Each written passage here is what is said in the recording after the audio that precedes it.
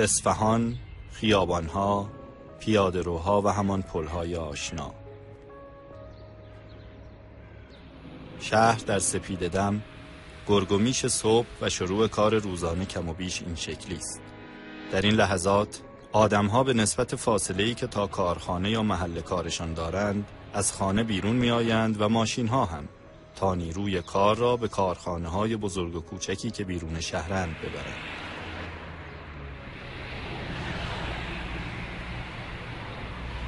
چند سالی است که در شهر اثری از کارخانه نیست، ولی این دو سردر به جا مانده از دو کارخانه نساجی در خیابان اصلی شهر، خیابان چهارباغ، حکایت از شهری دیگر دارند. شهری که در روزگاری نچندان دور سراسر کارخانه شد، از هیبت تاریخی در آمد و با همان کارخانه ها و کارگرانش شکل و شمایل امروز را پیدا کرد.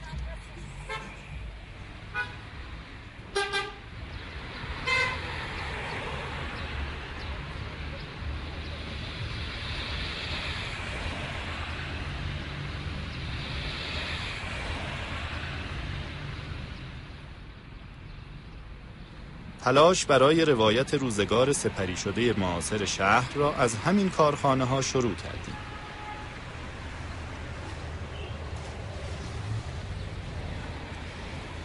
من یه بار دیگه هم اومدم خدمتتون برای اجازه فیلم برداری. دست بودم که به هیچ وجه اصلا کسی راه ندید یا عکس و فیلم و اینا گرفته نشد. یعنی هیچ رقم نمیشه؟ بله یه مسائله هست که اینجا به ما گفتن این کار کسی راه ندید دیگه، چه برسه فیلم و عکس بگیری، بعدم همه کاسه گذار سر ما میشکنن که این فیلم. البته ما را به هیچ کدام از دو کارخانه راه ندادند، ولی مانعی هم برای دید زدنمان ایجاد نشد.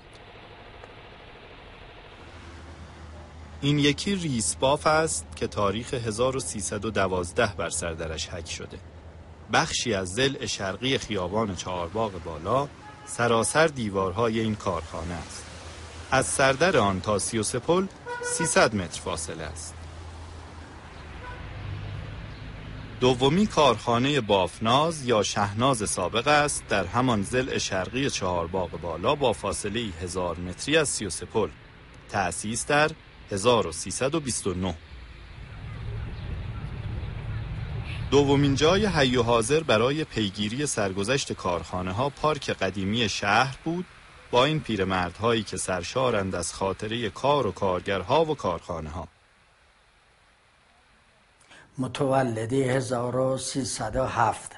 من متولد 1299 هجری هستم، ولی شناسنامه‌ام 1294 هستش. تاریخ تولد 1102، ولی یک سال اضافه گرفتند. سال 1310.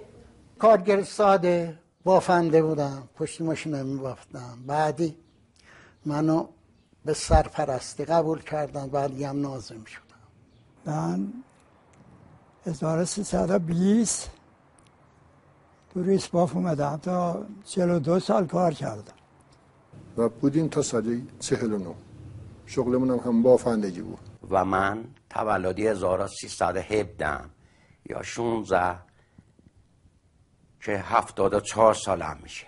پیرهای ما با ردی که از آن روزگار بر خاطرشان مانده تلاش کردند کودکی خود و زمانه پیدایش کارخانه ها را تصویر کنند. این پیتس در اصفهان فاضلاب نبود. او وقت میرفتن سریچالا اینا را راستش میکردن، بار میکردن و میمدن تو زراعت ها که میگم فیلم برداری نبوده که اینا ببینند. دکون دستگاهی نبود جایی، مردم بر لحم زدن برای کار. من یادم میاد که خونها که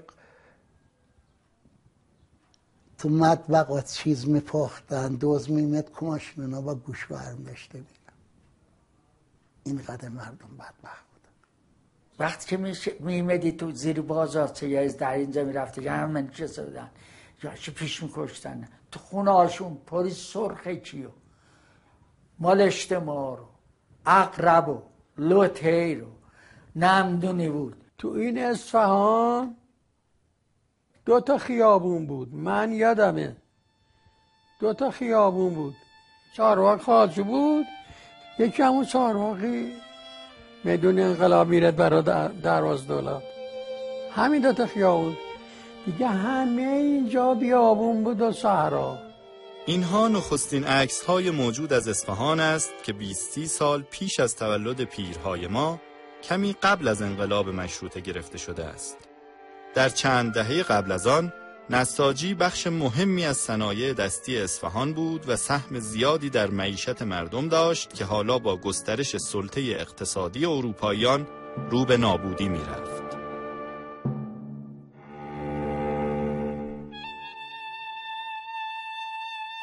نویسنده کتاب جغرافیای اصفهان در همان روزها نوشت: اقلاً عشر اصناف این شهر، یعنی 10%، نساج بود که خمس آن، یعنی 1/5 آنها، باقی نیست. یک کنسول انگلیسی در بازدید از شهر میگوید: منچستر کماکان پارچه‌های بازار اصفهان را تأمین می‌کند. این شهر، یعنی اصفهان، حد نهایی کمال تسلط غیرقابل انکار تجارت انگلستان است. اینها عکس‌های اصفهان همان روزهاست. روزهایی که اسباب دنیای جدید از راه می‌رسید، پدران پیرهای ما میان سال بودند، سلسله قاجار نفسهای آخر را می‌کشید و روزنامه‌هایی درآمد که هنوز می‌توان صدای آن مردم را از میانشان شنید. تکلیف ما نه این است که با استماع این کلمه طیبه مشروطیت فقط به اظهار مسرت و فرح اکتفا و قناعت نماییم. باید ملت ایرانیه بدانند که به مجرد آن که دولت ایران در شمار دول مشروطه شد، اقتدار انگلیس و شجاعت ژاپن و ثروت فرانسه را نخواهد پیدا کرد، بلکه کار نه این گنبد گردان کند، آنچه کند همت مردان کند. باید شهرهای ایران را مثل بلاد خارجه صاحب فابریک و کارخانجات کنیم. ما هم باید اکثار صادرات کنیم، تقلیل واردات بنماییم. امروز به غیر از آن که تجار مملکت ما دلالی برای خارجه می کنند کاری دارند؟ صبح منتظرند که نفت وارد شود، ظهر منتظرند قند وارد شود، عصر منتظرند چای و شکر و قماشی وارد شود. تمام فلاکت فقر اهالی ایران فقط من باب نبودن کار و کارخانجات است و حکم علمای اعلام اصفهان در خصوص منسوجات داخله و من از منسوجات خارجه خیلی مؤثر و مهیج گردیده. باید مجدانه در ترتیب رواج اقمشه و امتعه اسلامیه بر سبیل اتحاد و اتفاق بکوشید تا عنقریب لباس غنا و عزت بپوشید. اگر گذشته ها را به نظر عبرت اسباب ویرانی ایران میبینید، آینده را دریابید. تا ریشه در آب است، امید ثمری هست. اونطور شما به خوبی های دنیا رسید. چند ساله ده؟ 37. خب نه یادت نمیاد. شمایل مردم و شهر اصفهان تا سال 1302 که این نقشه چاپ شد از قراری بود که گذشت. در این شهر به غیر از محله‌های قدیمی و پل‌ها و رودخانه از کارخانه اثری نیست تا این گوشه پایین در میان کشتزارهایی که به تازگی بر خرابه‌های کاخهای صفویه پدید آمده است. این نخستین نشان از کارخانه‌ای در اصفهان در سده اخیر است. خیابان کارخانه نساجی، کارخانه عطاالملک. فضلالله خان دهش معروف به عطاالملک، تاجرزاده فارغ التحصیل رشته صنایع از کالج بمبئی هند، نخستین کسی بود که تقاضای اجتماعی وارد کردن کارخانه نساجی مدرن را عملی کرد، ولی در راه انداختن آن کم آورد و این حاج محمد حسین کازرونی بود که کار را تمام کرد. عطاالملک اول کارخونه وطن وارد کرد. یکی داشت در آلمان به نام شونمال، نمیدونم دومادش بود، خلاصه با هم ارتباط داشتن، فامیل بودن.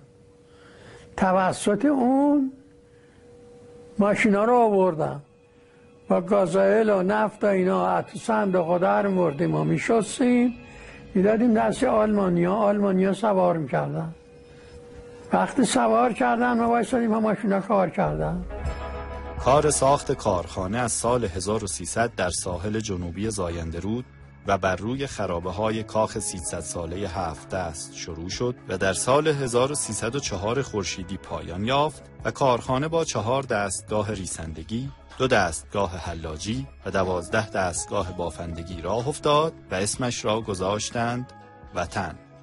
وطن که 7 دست یا کارخانه کازرونی هم خوانده میشد و از امتیاز قانونهای حمایتی دولت برای صنایع جدید کارخانه‌ای سود می‌برد، با 100 نفر کارگر شروع کرد و 500 متر پارچه 1 لا و 2 لا ارز پشمی. ماشین‌هایش همه ساخت آلمان بود و فقط دوک‌های ریسندگیان از انگلیس آمده بود.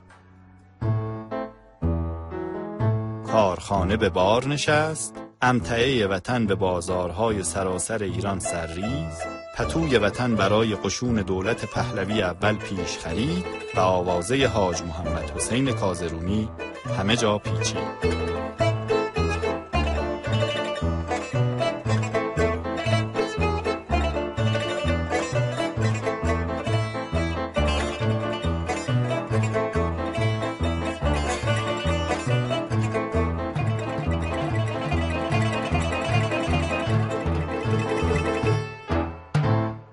کازرونی بازرگانی پیشرو بود که در 4 دهه آخر حکومت قاجار در کار تولید و تجارت به ویژه تریاک سرمایه هنگفتی به دست آورده، پیش از مشروطه در راه اندازی مجلس تجار دستی داشت و بعد از آن در حمایت از مشروطه و تأسیس شرکت اسلامیه و بانک ملی هم کم نگذاشته بود.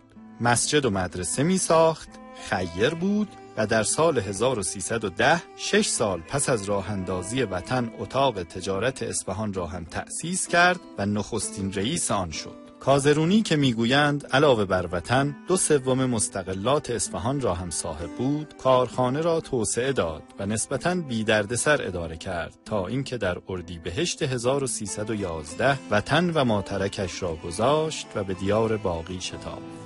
در گذشت کازرونی که با سفر 4 روزه صادق هدایت نویسنده شهیر به اصفهان همزمان بود، در کتاب اصفهان نصف جهان اینطور توصیف شده است: تنگ عصر بود که به دیدن پل خواجو رفتم. کنار رودخانه قلمستان درخت‌های بید و تبریزی بود که محل گردش مردم است و صدای قلت آواز انسان و قورباغه شنیده می‌شد.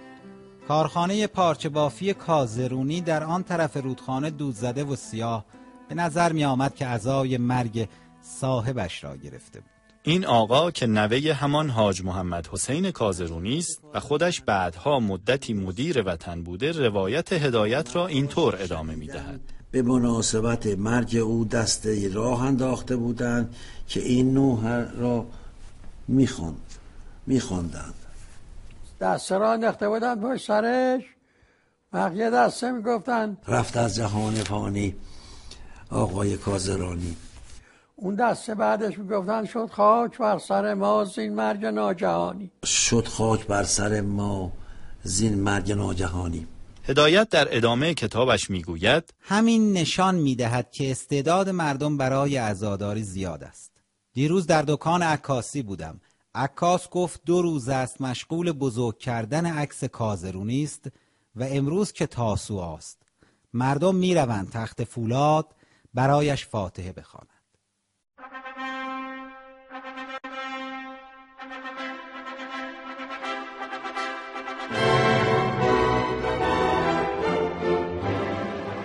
از کارخانه وطن آن سالها این فیلم هم بر جا مانده که روزها در 1312 برداشتند.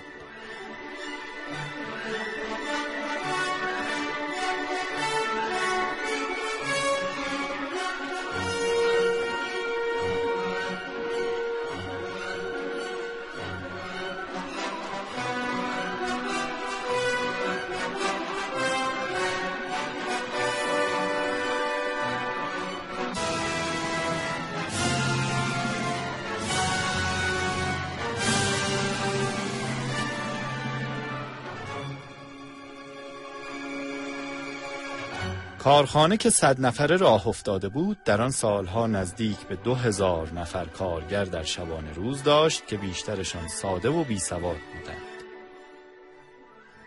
ماشین به موقع سر ساعت 6 که میمدیم باید یارو که روز کار بود میرفت دوباره دستش میذاشت رو سویچ ماشین راه میافتاد. ما بودیم تا صبحی ساعت 6 صبح، یعنی 13 ساعت شب ما اینجا کار میکردیم، روزام 11 ساعت و خیلی سخت.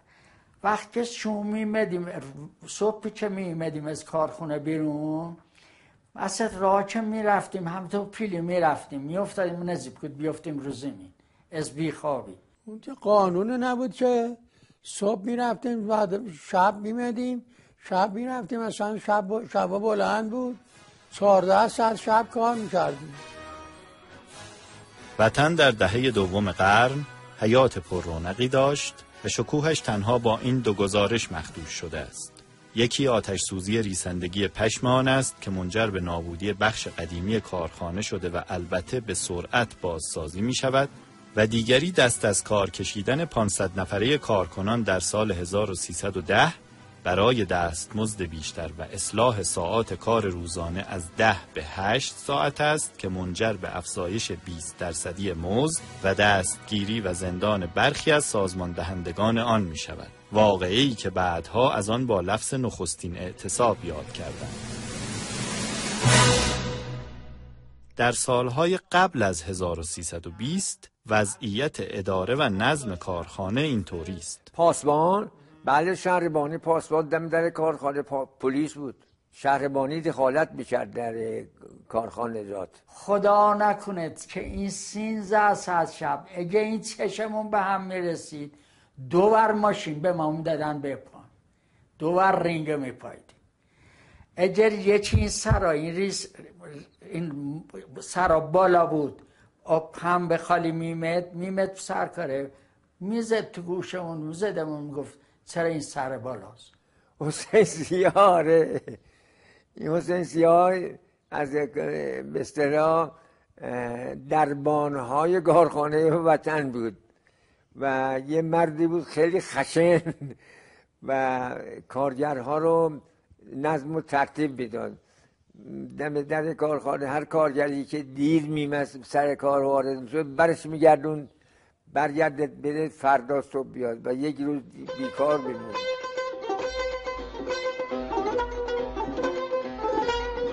به هر حال وطن آنقدر سودده بود و حمایت‌های حکومتی آنقدر مؤثر که به تقلید از آن در سالهای 1311 تا 1320 8 کارخانه دیگر در کنار زاینده رود و چهارباغ بالا ساخته و راه اندازی شد که همین ریسباف که ما را به آن راه ندادند نخستین آنهاست. به غیر از ریسباف 7 کارخانه دیگر ساخته شده تا قبل از 1320 اینها هستند: کارخانه رحیمزاده ساخته شده به سال 1314 در حاشیه شمالی زاینده رود و فاصله 2 کیلومتری غرب 33 پل و چهارباغ. کارخانه نختاب 1314 1 کیلومتری شرق 33 پل و چهارباغ شمال زاینده رود روبروی پل جویی. کارخانه پشمباف 1314 واقع در ضلع شمالی پل خواجو که چند ساختمان به جا مانده از آن تغییر کاربری داده شده در اختیار صدا و سیمای مرکز اصفهان است.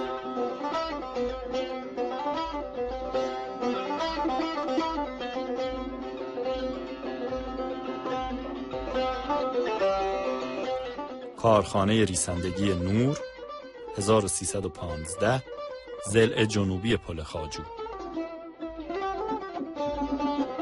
کارخانه زاینده رود 1315 غرب کارخانه وطن و ساحل جنوبی زاینده رود.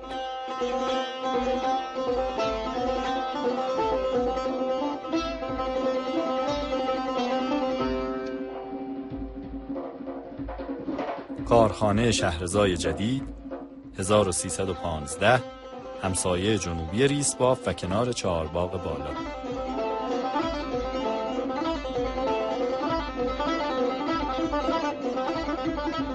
کارخانه صنایع پشم روبروی ریسباف و غرب چهارباغ بالا. شروع ساخت 1314 بهره برداری 1317 که حالا کوشک یا ساختمان اداری مرکزی آن دبیرخانه شورای شهر اصفهان است. و اما ریسباف که پیش قراول 8 کارخانه جدید بعد از وطن بود و نسبت به آن با معماری و ماشین‌های بروزتری راه افتاد، این گونه توسط شخص اول مملکت حمایت می‌شد. رضا شاه مستقیم آمد این ماشینی که من مشغول کار بودم ایستاد.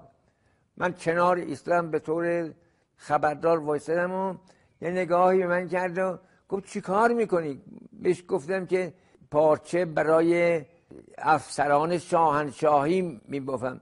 گفت چقدر حقوق میگیری؟ گفتم حقوق من کارمزد هستش، هرچی که کار بکنم مزد میگیرم. گفت که سواد داری؟ گفتم بله من سواد دارم. گفت کسی دیگه هم سواد داره؟ گفتم هیچ کس دیگه سواد نداره، فقط من هستم که سواد دارم. گفت اینجا درمانگاهی چیزی هم دارین شما؟ گفتم ابدا هیچی نداریم اینجا. این سوالات از من کرد و رفت. فردا صبح 2 بخشنامه از 2 وزارتخونه آمد برای کارخانه ها. یه بخشنامه از اداره فرهنگ آمد، نوشته بود که کلیه کارفرمایان موظف هستند که یک کلاس اکابر در کارخانه دایر بکنند و هر کارخانه‌ای موظف یه درمانگاه داخل کارخانه بگذارد و یه دکتر. این کارخونه که شروع شد این 5 ساله، تمام دخترها را میگفتن فقط میدیم به کارخونه یا چون اینا این میکنن کار دارن مزد دارن. هرچی میرفت تو سره میرفت خواستگاری اول میپرستن کارخونه میره بسیاره که میگه دانشگاه دارن مثلا چیز لیسانسش که گرفته ماشین داره نخونه داره، اون روز اول میپرستن کارخونه میره، پول جای پیدا نمیشد. وقتی ساعت 2 بوق کارخونه بوق میزدن، مثلا صبح به صبح ساعت 6 یه بوق میزدن، سر شیفت به شیفت بوق میزدن که تعطیله. صداش تا همه جا اصفهان اینجا میمد تا نزدیک 4 واقعی بعد هم میزد، صنایع میزد، شهرناز میزد، شهرزا میزد، کارخانه ریسباف میزد، همهشون میزدن با هم. بوق چه زده میشد؟ این پلیس یا سپول یا مثلا خواجو از چرخی ماشین رد نمیشد، چون اون روزا ماشین از این 2 تا پل میرفتن.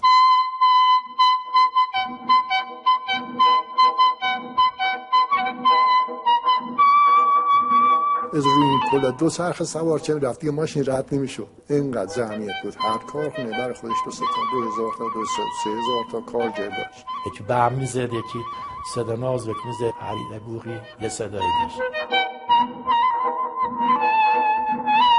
بوق که میزدن که میمدن یه سری چرخ بود که هر کارگری چرخ داشت میمد از پل این برا از پل زاینده رود اون برا میمدن. بله.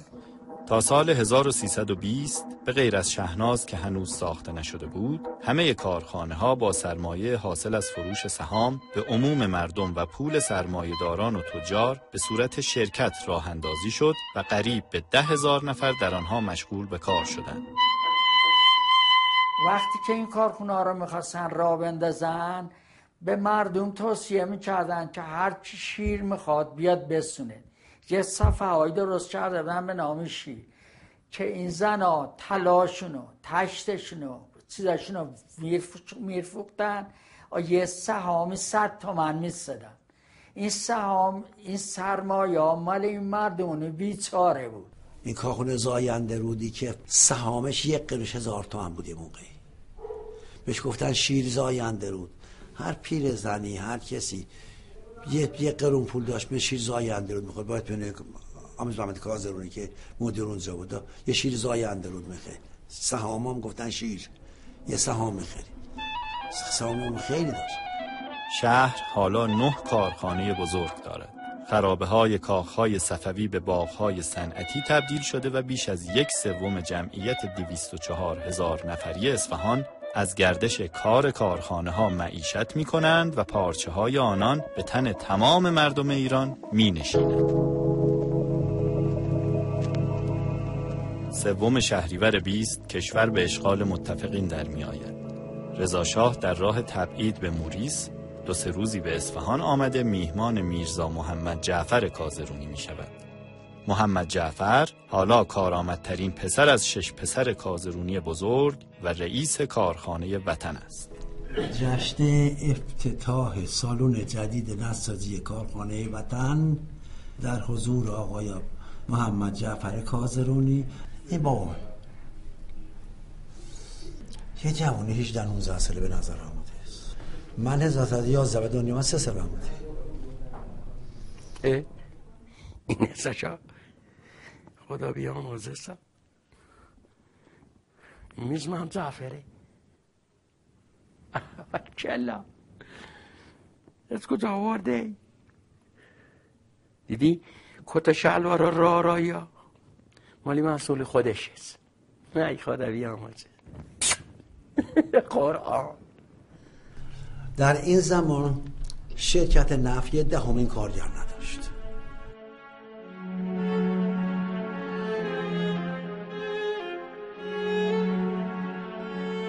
حالا رضا شاه رفته است. در پاییز همین سال 20 سکوت 16 ساله رضا شاهی شکسته شده، دوباره صداهای مختلف از روزنامه‌ها بیرون می‌زند. اینها نخستین نشانه شروع دورانی جدید است که البته مترادف است با تغییر شرایط اقتصادی، تورم و گرانی روز به روز نان. گندم اگه می‌خواستی دریده کن نون با یه من نون درست کرد گندم چرکش در اون تاریخ که نون چرکی 5 شی بود و بعد شد جو شد میدادن 1 تومن 10 ریال از کس قادر نبود. اگه یه چیه خورده نون گندم میدید رو این پیشخوناشون آسه که میدید که وقت نون باید نبینه و هم داشت از دهنش مردم تمام این دهنشون از این نون جو تیکه ها پره شده. دولت تلاش می کند با افزایش حقوق کارمندانش اوضاع را کنترل کند، اما همه چیز دولتی نیست. امیرقلی امینی، یکی از روزنامه‌نگاران شهر، به مدیران کارخانه ها می نویسد: شما تصور می کنید مزدوران و جیره‌خواران دولت چه اندازه هستند؟ تمام این آقایان به اندازه یک کارخانه از کارخانه های اصفهان نیستند. اگر باور ندارید عصرها نزدیک غروب تشریف ببرید روی پلها بایستید و ملاحظه فرمایید تعداد هنگفت زن و مرد و کودک، یعنی کارگران کارخانه ها که همه کوفته و خسته و با رنگ پریده هستند. در خواهید یافت مزد اینها از 30 شاهی تا حد اکثر 5 ریال است. مگر اینها آدم نیستند؟ نان و لباس نمیخواهند؟ چرا درباره اینها فکری نمی کنید و راه علاجی نمی؟ حرف از کارگر و طبقه آن زیاد است. به حقوق مزدوران دولت اضافه می شود، فروش کارخانه ها و سودشان پایین آمده، حقوق کارگران ثابت است. در تهران احزاب به سرعت تشکیل می شوند. زمستان هنوز تمام نشده که هسته اولیه شعبه حزب توده در اصفهان با 9 نفر شکل می گیرد. 2 نفرشان کارگر کارخانه اند. تا تابستان بعد مرداد سال 21 افکار حزب توده در بین اکثر کارگران گرسنه کارخانه ها نفوذ می کند. تقی فداکار، وکیل دادگستری جوانی که مسئول کمیته اصفهان حزب توده است، به این نتیجه می رسد که توانایی سازماندهی اعتصاب کارگران را در برخی از کارخانه ها دارد. روز 28 مرداد 21 کارگران کارخانه شهرزای جدید اعتصاب می کنند و روز بعد کارگران پشم بافت و بافندگی صنایع پشم هم به آنها می پیوندند. مدیران کارخانه ها به شیوه مرسوم دوره رضا شاه رئیس شهربانی و فرمانده لشکر را به کمک می طلبند. واحدهایی از لشکر اصفهان جلوی کارخانه ها صف می کشند ولی برخوردی روی نمی دهد.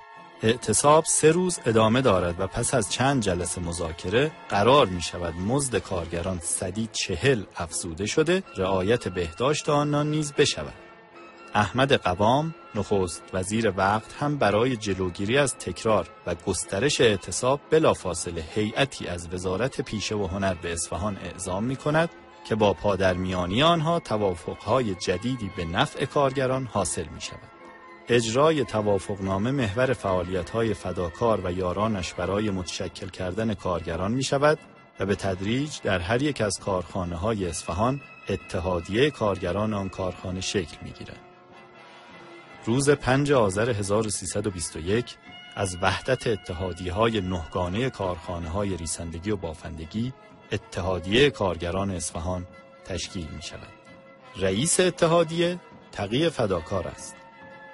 تا اردیبهشت سال 22 اتحادیه با 11400 نفر عضو، یعنی تقریباً تمام کارگران نساجی‌ها، قوی‌ترین اتحادیه کارگری ایران شده است و حداقل حقوق را بر روزی 15 ریال 3 برابر سال پیش تثبیت می‌کند، به علاوه 10 سیر یا 100 درم نان رایگان روزانه. خب در بغل هر کارخونه یه نون با خونه گذاشته بودن.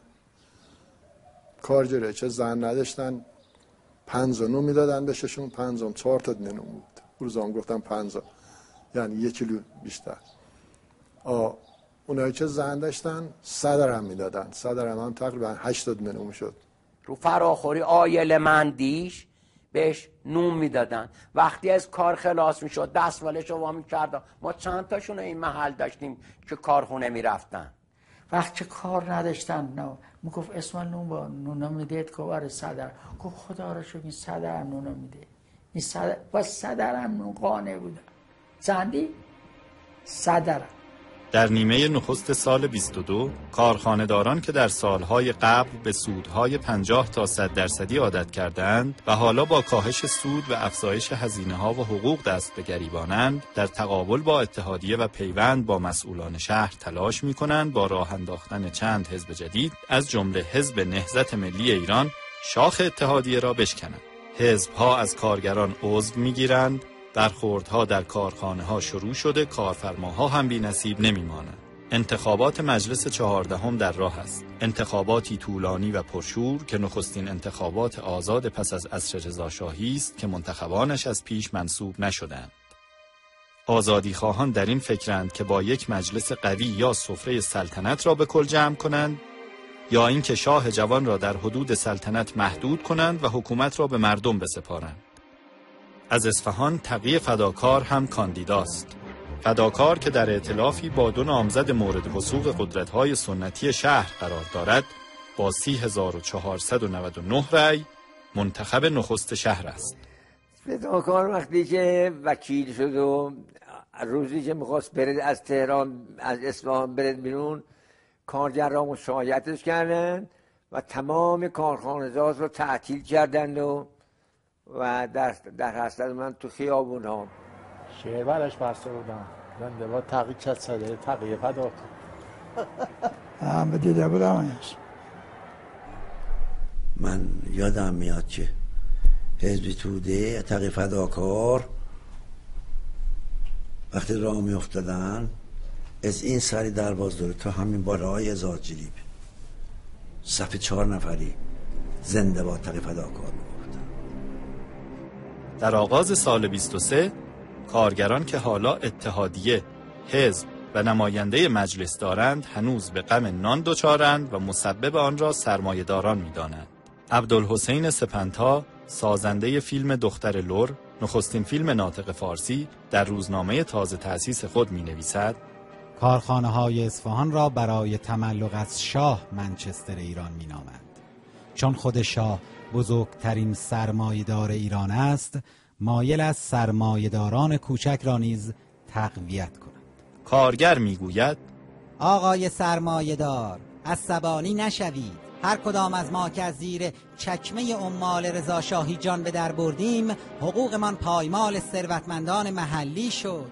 در جلوی گرد و خاک مسموم ماشین حلاجی پشم و بالای دود و بخار زهرآلود دیگ‌های رنگرزی و ماشین‌های خطرناک کارخانه کار کردیم و اگر کارفرمایان لقمه نانی به ما دادند، ما هم 100 سود به صاحبان سهام رساندیم. در حالی که فراکسیون حزب توده مجلس در کار اتحاد با دیگر فراکسیون‌ها برای محدود کردن قدرت شاه و ارتش است، در اصفهان کشمکش بین کارگر و کارفرما ادامه دارد. در 29 فروردین 23 چند کارگر اخراج شده توسط اتحادیه کارگران که منتسب به حزب وطنند به کمک عده‌ای از اوباش قصد ورود به ریسباف را دارند. کار به درگیری کشیده، کارگران مجاور از صنایع پشم و شهرضا نیز به قائله پیوسته، قوقایی از زد و خورد کارگران و چاقوکشان شکل میگیره. آشوب با دخالت شهربانی و یک دسته سوار و تیراندازی با 35 نفر مجروح تمام می شود. روز بعد کارگران عصبانی در کارخانه ها پناه گرفته دست از کار کشیده کارخانه ها را اشغال می کنند. در مقابل کارخانه‌داران در تهران بست نشسته کارگران و حزب توده را به عنوان هرج و مرج طلب و ناقض حق مقدس مالکیت خصوصی معرفی کرده آنان را بی نان و اجرت می‌گذارند. فداکار سراسیمه از مجلس به اصفهان می آید و اعلام می کند که باید در انبارها باز شده مواد در بین کارگران تقسیم شود و چون کارگران احتیاج به اجرت دارند لازم است از محصول کارخانه ها به مقدار لازم به آنها داده شود. این اقدام فداکار موجی از کمونیسم، هراسی و تهدید حق شرعی مالکیت خصوصی در جامعه و مجلسیان به راه می اندازد.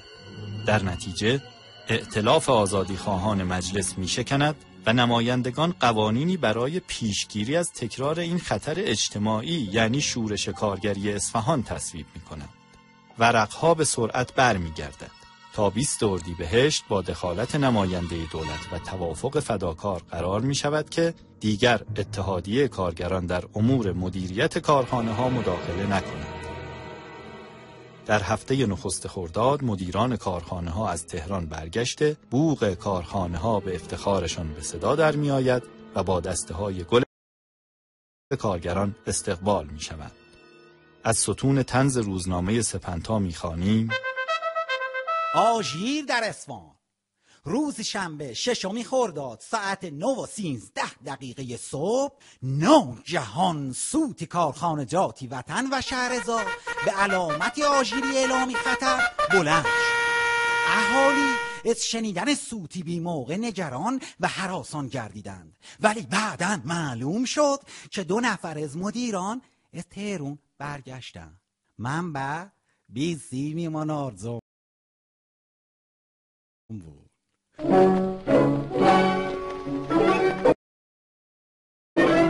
ماشین ها به کارند و آشتی برقرار و کارخانه ها در کار آبادی شهر. اعانه کارخانجات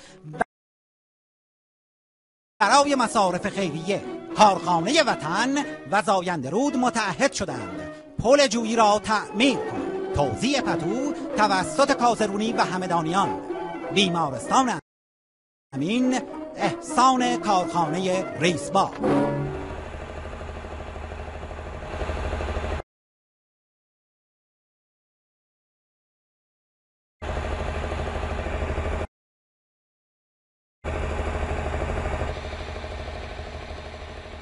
علیرغم اینها بازارها بی رونق‌اند، تورم و خرابی اقتصادی هم ادامه دارد.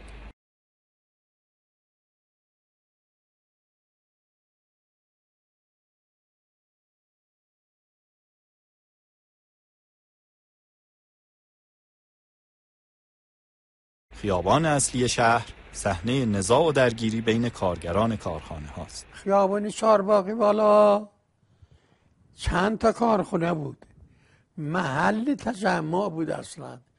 تا یه اتفاق می افتاد از هر 5 تا کارخونه می ریختن بیرون تظاهرات میکردن. یه وقت گفتن این پان ایران اسمیه، یکی گفتن حزب مالی حزب ایرانه، یکی هم گفتن مالی حزب ایرانه. همه اینقدر احزاب درست کرده بودن این ور اون ور. شوم تو این چهارباغ نقلی بزن بود و کتک میون یه سکه یخت قوی میشدن میریختن رو اون سری اونا ریختن.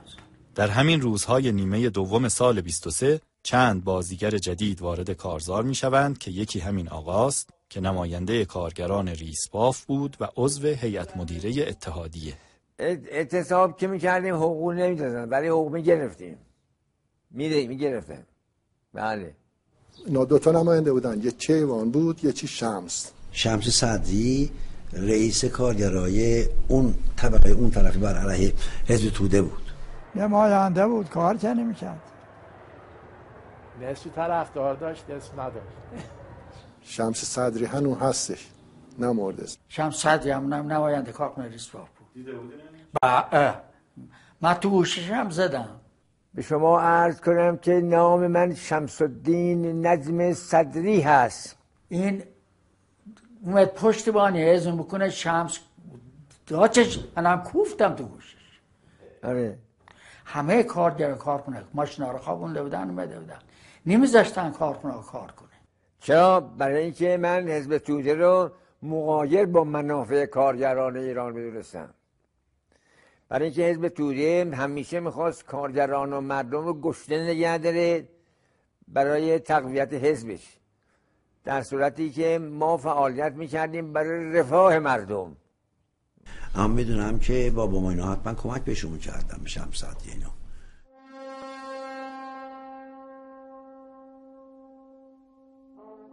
دیماه 1323 شمس صدری اتحادیه جدیدی تأسیس می کند و در 25 دیماه موجودیت اتحادیه کارگران و پیشوران و دهقانان را اعلام می کند. اتحادیه‌ای که به اتحادیه نصر من الله معروف می شود. الهام گرفتیم از دانشمندان اون موقع و تابلو رو نصب کردیم. بالای تابلو نوشتیم نصر من الله و فتح قریب و زیرش هم اتحادیه کارگران و کشاورزان و پیشوران. این یه مبارزه اینی بود، سنتی بود با حزب توده. اتحادیه نصر من الله که با اقبال اکثریت کارگران و کارخانه‌داران و حکومت مواجه است، در چند حضور خیابانی قدرت خود را به نمایش می‌گذارد و اعلام می‌کند کارگران وطن پرست اصفهان برای خود اتحادیه حقیقی تشکیل داده و به کلی از سیاست کنار کشیدند و طوق بندگی و بردگی سران توده را از گردن برداشتند. کسی میگفت چرا؟ میگفتن این توده ایست، بردندش در کار کنه، اینقدر میزدندش چرا نبرد اسکول برده چیزش کردن. هر کارگری که بر علیه اتحادیه توی کارخانه فعالیت میکرد ما در هر صورت اونجا می نوشتیم به کارفرما که ایشون باید اخراج بشن. بله ببینید در هیچ کاری نمیشه آزادی باشه تا یه سر زور نباشه نمیشه. مگر حالا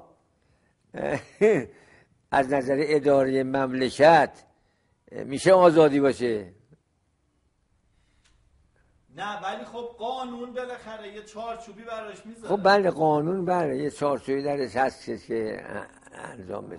اتحادیه که حالا با پیشوران و دهقانان شهر 23,000 نفر ابواب جمعی دارد و با جمع آوری حق عضویت اعضا 0.5% حقوقشان پول هم دارد، قدرت نخست شهر است و همه نیروی خود را صرف سرکوب کارگران توده‌ای می‌کند. ما میشستیم توی اتحادیه تصمیم میگرفتیم که کی باشه چی نباشه. متوجه؟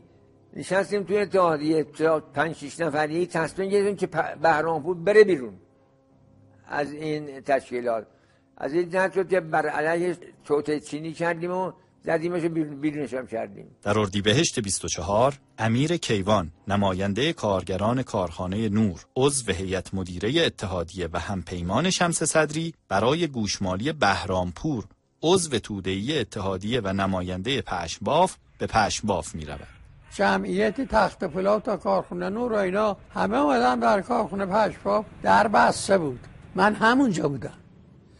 وقتی جمعیت رفت اونجا پشتی در کارخونه‌اش برن تو، خودی من اونجا وایساده بودم. درگیری خیلی سختی اتفاق افتاد که زنجیر اصابت کرد به چشم کیوان.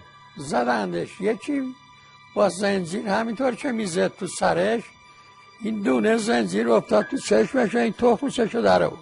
یه چشمش از دست داد بر روی این قسمت و بهرامپور هم خیلی شدید ضربت خورد. در خرداد 24 اصفهان همچون بقیه کشور صحنه قدرت نمایی دوباره حزب توده است. حزب توده تصمیم گرفت من رو بکشد.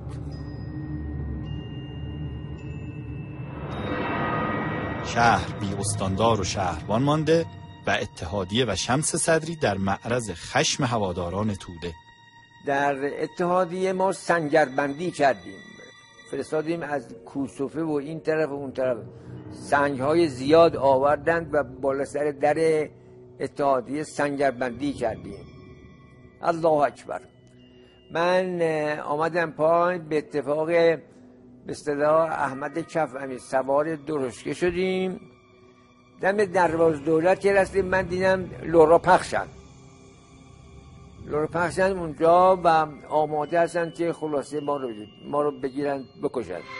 شمس صدری با خوششانسی از مهلکه می‌گریزد، ولی به جای او حسین صرافیان، نماینده کارخانه شهرضا و عضو هیئت مدیره، در جلو ساختمان اتحادیه چاقو خورده کشته می‌شود. تشییع جنازه صرافیان مجال تازه‌ای در اختیار شمس می‌گذارد. تمام این کارخانجات رو ما تعطیل کردیم، شهر رو تعطیل کردیم دنبال این جنازه. و درست یادم هستش که دم دروازه دولت این جنازه سر دست بلند شد و من رفتم روی کرسی روی شونه کارگرها و شروع کردم به صحبت کردم و در اون صحبت 1 ساعت شاید بر صحبت میکردم. از شاه گرفتیم به فوش دادن و ناراضی کردن تا این چه مملکتیه با داریم. تابستان 24 جنگ دوم جهانی تمام می شود. قرار است در پاریس آزاد شده کنفرانس بین المللی کار تشکیل شود. دولت نمایندگانی از کارگران را برمیگزیند، ولی شمس صدری موفق می شود نمایندگان توده‌ای را کنار زده با امیر کیوان عازم پاریس شوند و به عنوان نماینده ایران در اتحادیه بین المللی کار سخنرانی می کنند. اون موقعی که ما رفتیم اونجا ما خودمون هنوز قانون کار نداشتیم. قانون کار و قانون بیمه اجتماعی نداشتیم. اونها از ما تقریبا چندین صد سال جلو بودن و روی یه تشکیلات قانونی میرفتن. همه چیز قانون بود، ولی ما نه، ما همه چیز زور بود حرف، یا زور کارفرما بود یا زور کارگر بود. اینجوری بود. اتحادیه که سرانش از پاریس برگشتند، چهره‌ای فرهنگی به خود گرفته، بولتن و روزنامه منتشر می کند و توده کارگران را به سالن‌های تئاتر می کشاند. فرهمند و ارامزد به ما خیلی کمک کردن کار تئاتر اتحادیه. وقتی اتحادیه چه تشکیل می شد من سخنرانی می کردم. اول یه سخنرانی من می کردم، بعد این شروع می شد و بیشتر تئاترهای ملی بود، مثلا مثل کاوه آهنگر. وقت برای کارگرها پول نمی گرفتن. هر کارخانه هر شبی یه دل مجانی را می برد به تئاتر. تماشاخانه های این روزهای چهارباغ تا سالها بعد و با نمایش های کمدی انتقادی پر رونقند و شهرتی ملی پیدا می کنند. و اما حاجی بهشتون قضیه من میبینیم الان پارچه فروشه از کنم که ما با اقسامی پارچه نداریم، باید داشته باشیم. تابستونی یا زمستونی، پشمی یا نخی، جنست جور باشه. تو که خیلی بیانسی. چرا؟ به خودی من پارچه بافتی خوله انجونا به اسمی گاواردین انگلیسی غالب کردی، متری 40 تومن و متری 110 تومن تبیان صافه داشته باید نیادم چله برفوش 80. اگه 120 فروختی یعنی 3 برابر گندش در میاد. حاج محمود شما چرا؟ ده اکبر آقا به منم پشتی گرون میرفوشی. نه تو طالی بیان صافش اسم من چه؟ به تو هم رادیو من گرون تعمیر میکنی. تو چه رادیو داری؟ در اردیبهشت 25 پیشرفته ترین قانون کار خاورمیانه آن زمان به امضای احمد قوام که برای بار چندم نخست وزیر شده میرسد.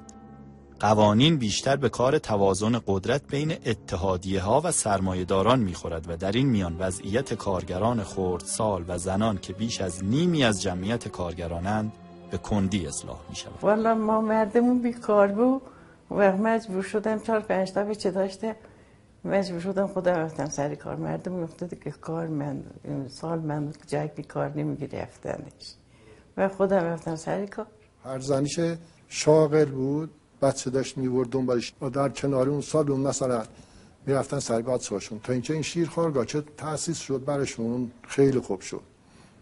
یه سال گذاشتن و یه نفر زن گذاشتن مسئول این شیرخوارگاه. تا 2 بعد از ظهر من به 4 تا رو خوش میکرده، رفتشون میکرده غذاشون میدادم، شیش و پستونیشون میدادم تا مادرشون بیام. 8 ساعت مادرشون میذاشتن، بیچاره ها میرفتن سر کار میکردن سر تاقماشی. نمیتونستیم نهار بخوریم، نمیتونستیم شام بخوریم، دادیم بیچاره زخم میکردیم. این اون ور میزد، اون ور میزد، اون ور میزد. اینا زخم ساکنش کن، اون یکی از ساکن کن، اون یکی. سال 26 صنعت نساجی اصفهان که از کشمکش چندین ساله کارگران تضعیف شده با وضعیت جدیدی مواجه می شود. سیل اجناس خارجی و آمریکایی بازارهای ایران را پر کرده، محصولات تولیدی کارخانه‌های اصفهان فروش نمی رود. سهام کارخانه‌ها بی‌ارزش می شود. حق این زن و بچه ها، مردم یار اومد بفروشد، میدید نمیخرن، میریخت تو ایماد جوغی بابا هستن تو میدون شاکال میگن میدون نقش جهان تو جوب سالت خالی میکرد. شاید خدا تو من سهم همرنج خریده بودم ریخت و جوب آور پس کس ور نمید. سال 28 تجار با ارز بی حساب دولت پارچه وارد می کنند، فریاد کارخانه دار به جایی نمی رسد. کارگران کارخانه شهرضا 3 ماه است بی حقوقند. شهرضا تعطیل می شود و کارگران بیکار. موضوع اعطای وام از سازمان برنامه مطرح می شود.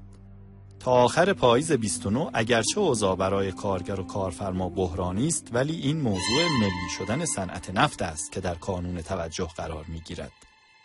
در 29 اسفند طرح ملی شدن صنعت نفت به تصویب مجلسین می رسد. بهار 1330 با تلگراف‌های تبریک برای ملی شدن نفت به دکتر مصدق و آیت الله کاشانی شروع می شود. در همان نوروز کارگران ریسباف تعطیل شده به استانداری می روند و غوغای تازه‌ای برپا می کنند. استاندار عوض می شود. فروردین 30 هنوز تمام نشده، در خوزستان اعتصاب کارگران شرکت نفت به خاک و خون کشیده می شود. در اصفهان صبح روز بعد حکومت نظامی است. کارگران همان اول صبح پارچه ها را نوشته صندوق اعانات برای کمک به کارگران بی حقوق مانده شرکت نفت به دست گرفته جلوی کارخانه ها صف می کشند.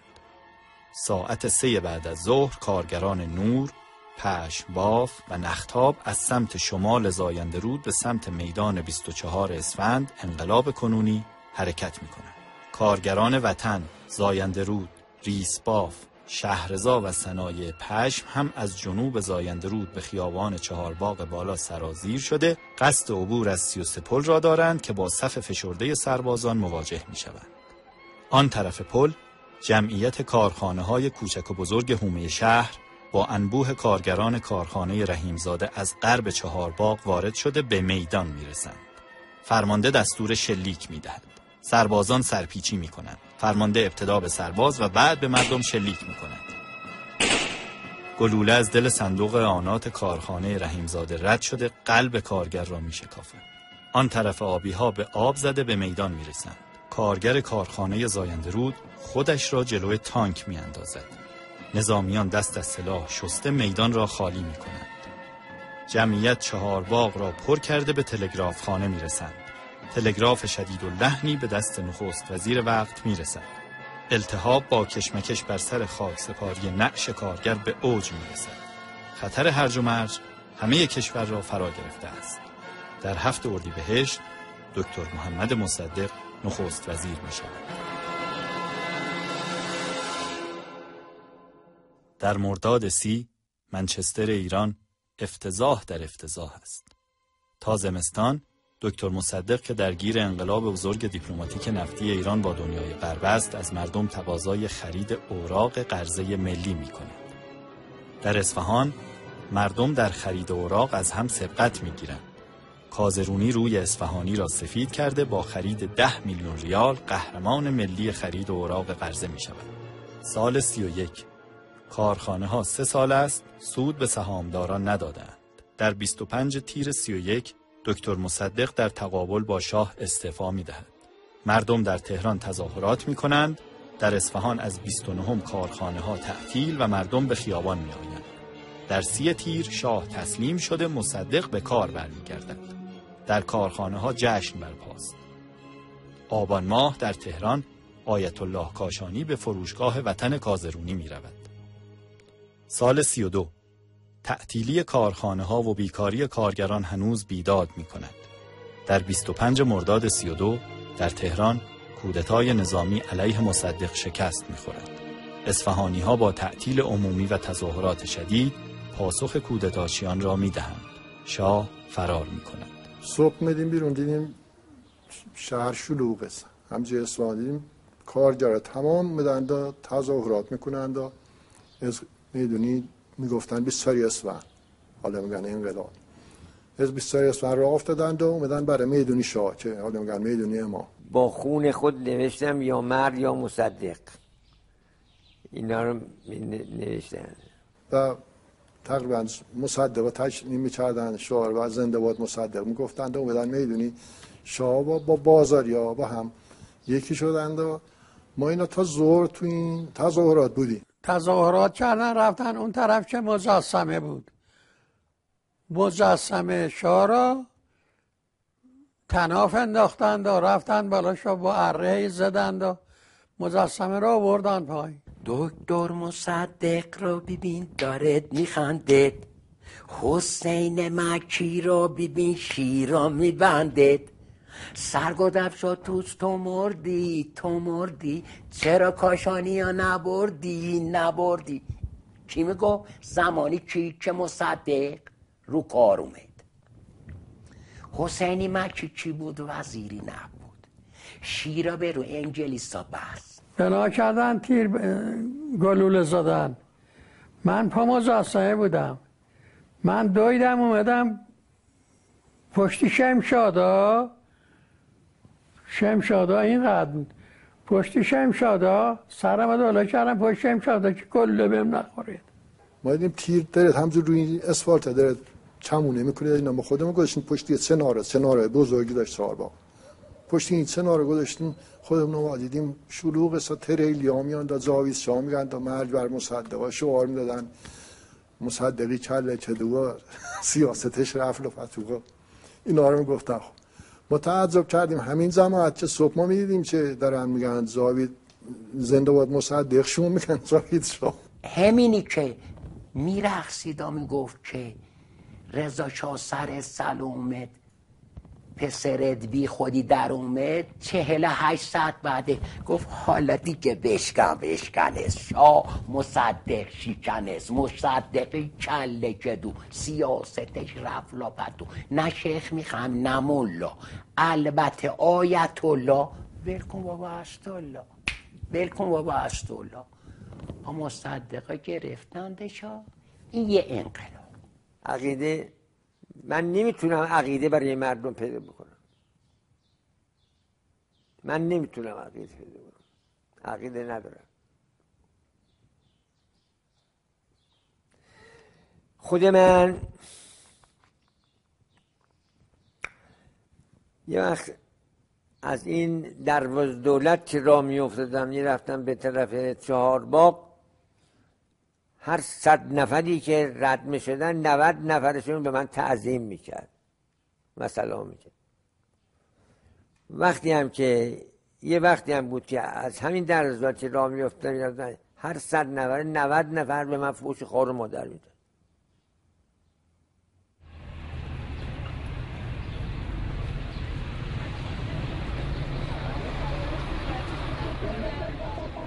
با کودتای 28 مرداد 32 همه چیز عوض می شود.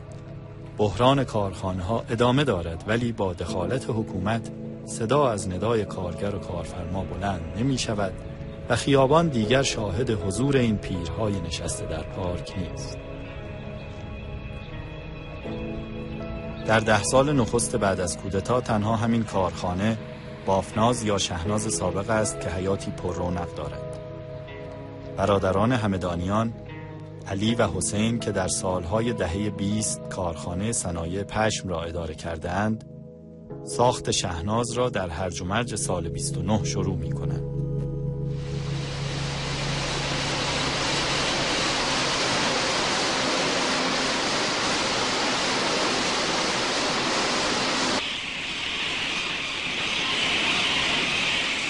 این آخرین و بزرگترین کارخانه چهارباغ به سرعت با جدیدترین دستگاه‌ها تجهیز شده به سوددهی می‌رسد. در بهترین دوران تا 4000 نفر در 3 شیفت در کارخانه کار میکنند.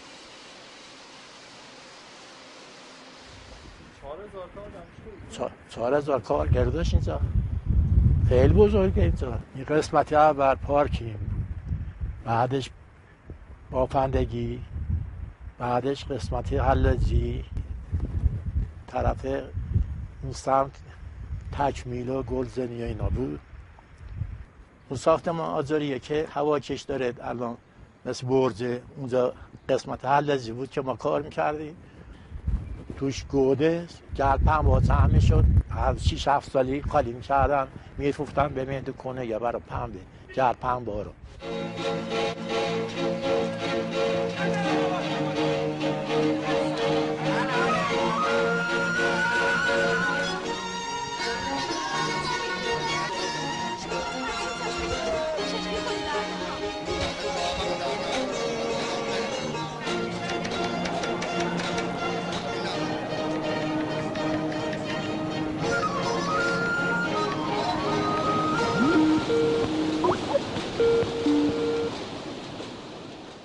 در دوره‌ای که 8 کارخانه نساجی بزرگ شهر از نفس افتاده‌اند، علی همدانیان با سرپا نگه داشتن 2 کارخانه خود، صنایع پشم و شهناز و ساخت کارخانه‌های سیمان و قند، مظهر سرمایه‌دار کارآفرین شهر است.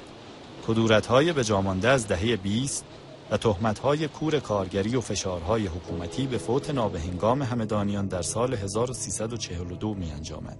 برادر کوچکتر حسین همدانیان به وصیت برادر ثروت و صنعت به جا مانده را با عنوان خیریه همدانیان، بزرگترین خیریه خصوصی تاریخ ایران تا آن زمان، ثبت می‌کند. در اوایل دهه 50 با فشار ساواک، خیریه به سازمان شاهنشاهی خدمات اجتماعی واگذار می‌شود. حسین همدانیان، میلیونر مستقل شهر، سالهای آخر عمر را در زندان و بیمارستان گذرانده در خرداد 57 در غربت جان می‌دهد. وقت ما چقدر آدمای خوبی هست، همه آقا را تو دفترش در روش بستن، گشنش گذاشتن به هر جهت. گفت دل میازار که هر دل به خدا راهی هست، اون که را هیچ به کف نیست به دل آهی هست. و اما محمد جعفر کازرونی و وطن که دهه 20 را به سختی تاب آورده است، در 2 دهه بعد علیرغم کوشش‌های کازرونی در اخذ وام‌های کلان بانکی هر روز بدهکارتر می‌شود. وقتی کارخانه زیاد شد و مدرن شد، مدرن آوردن، اون کارخانه که 1000 تا کارگر داشت خیلی عقب افتاد. اینجا یک کارگر 100 تا ماشین نساجی، 50-20 تا ماشین نساجی می‌گردون. در کارخانه زاینده رو هر یه نفری یه ماشین نساجی. اونم مثل کیش با پیقه دیم خودمون. هرچی میگفتم آقا یه دونه این ماشینا رو بیارین، با طاقه اول ماشینی که از این در میاد پول ماشین پرداخت شده. بابا میگفت من کارگری بعد وقتا چیکار کنم؟ بیرونش کنم نمیتونم. همه اشکال کار سری دل سوزی من جعفر بود برای کارگراش. در سال 1346 برای جلوگیری از تعطیلی کارخانه و بیکاری کارگران با تصمیم هیئت دولت، کارخانه وطن همچون ریسباف و زاینده رود به نهاد دولتی هیئت حمایت از صنایع سپرده شده و در سال 1351 از شهر می رود. از وطن حالا همین ها مانده است.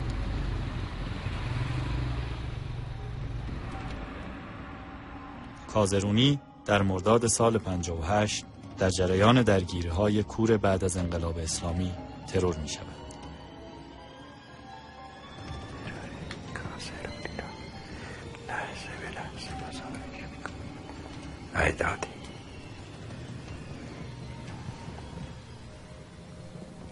بله خدا بیامرزه. خدا عجب مردی بود، عجب نور رسونی بود. خدا بیامرزدش. یه مردی که 13 تا مسجد ساخته بود، خاک و زغال به مردم میداد، لباس به مردم میداد، 5 تا مدرسه درست کرده بود، دانشگاه داده بود، زمین‌های ورزشی داده بود. زایشگاه کازرونی رو درست کرده موقع که از تو ایران دکتر نبود. این کشتن داشت، مجسمه ها طلا می‌ریختن، نباید گوله بزنن توشونش. از نیمه دوم دهه 40 با گسترش پرشتاب بافت مسکونی شهر و ساخته شدن شهرک‌های صنعتی، کارخانه‌های نساجی نیمه‌جان آرام آرام از شهر بیرون می‌روند و کارگران که روزی پارچه‌های لطیف می‌بافتند، حالا خودشان را برای تولید تیراهن در ذوباهن اصفهان آماده می‌کنند.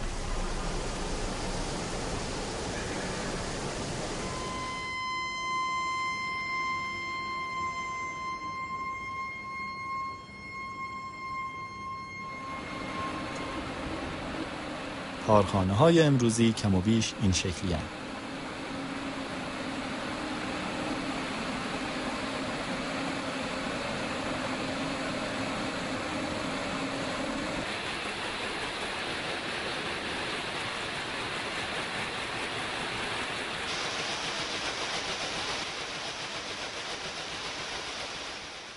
و اما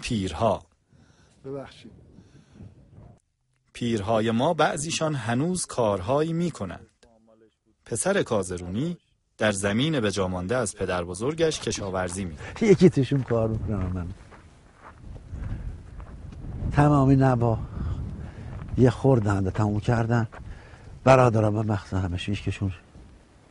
فقط منم که چیه کاری کردم، اسم اومد میخوام نگه دارم، اونم به خدا قسم این دنبال یه قرون مول باشم، یه چیزی بخوام، میخوام یه 100 نفر نون بخورم، یه 100 نفر اینجا نون بخورم، مثل امثالی.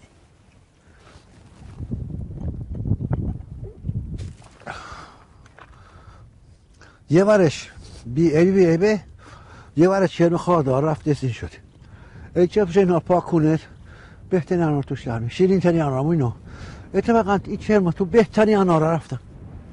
خیلی گوده و 15 تا انار اینجا. 5-6 تا تریل اناره. حالا یه دستگاهی میخوام بیارم برای دون کردنه ان شاء الله سال دیگه. ببینید چه رفت الان تمام انار خوبه. آدم هضم میکنه. شیرین ترین اناره. مامان نرگس که 30 سال مسئول نگهداری کودکان زنان کارگر بوده، در اتاقی در خانه پسرش زندگی میکنه. اینا میگم که 9 ماه بعدش سر ریس بابکو رفتم، 9 ماه بعدش این گیرمون می. آقای زیدی گوشهایش سنگین شده، دیگر صدای ما را نمیشنه. خب پیریه دیگه نمیشه کارش کرد. برادران مجیری دست هم را میگیرند و دفترچه کارگری نشانمان میدهند. در تاریخی 20/11/31 دفترچه ایشون دادم چه 35 ریال حقوقش بوده. آقای خلیلیان هنوز در پارک به انتظار می نشیند و خاطرات درگیری ها را مرور می کند. آقای امیدیان که روزی نانوایی های کارخانه ها را می ساخت، حالا ورزش باستانی می کند. الهی تا و تو نیایی ما نخندام آی. شمس صدری به سنت هر ساله اجدادش روزه میگیرد و شبیه خوانی می کند. حال برای رضای حق و رضای بنت رسول میرم تا بگویم از آن الله اکبر الله اکبر اشهد ان لا اله الا الله اشهد ان لا اله الا الله. آقای اسپهپور برای ما شاهنامه میخواند. یکی پند گویم تو رو از نخست، دل از مهر گیتی باید بشست. آی مکن بد که بینی سرانجام بد، ز بد می شود در جهان نام بد، که هر چند بد کردن آسان بود، به فرجام از او دل هراسان بود. همه عمر نیکی کن و راستی، چنون دون جهان را تو آراستی.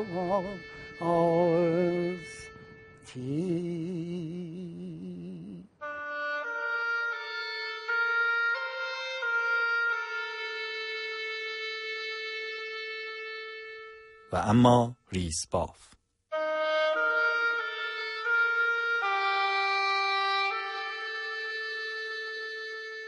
ریسباف که هنوز به ما راه نمی‌دهد، سر دوراهی ماندن به عنوان نماد روزگار سپری شده شهر یا همرنگ شدن با خیل آپارتمان‌های بدقواره دور و برش چشم به راه و حیران مانده است.